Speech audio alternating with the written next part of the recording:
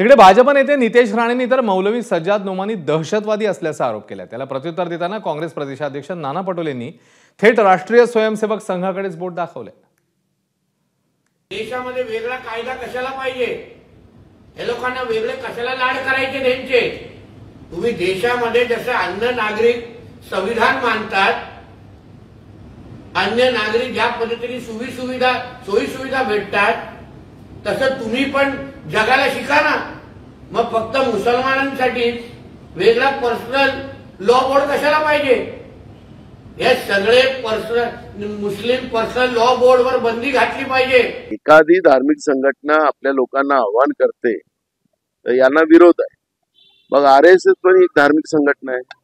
मग आरएसएस भाजपचा प्रचार करते, नाही केलं तर लोकांना या पद्धतीने धमकवतात।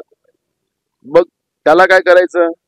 आरएसएसच्या बद्दल तर देवेंद्र फडणवीसांचं काय मत आहे त्यांनी त्याचं उत्तर द्यावं। तुमचे राष्ट्रीय अध्यक्ष भाजपचे जे.पी. नड्डा हे सांगतात की आरएसएसची आम्हाला गरज नाही। मग आरएसएस कशाला मैदानात उतरली? एबीपी माझा, उघडा डोळे बघा नीट।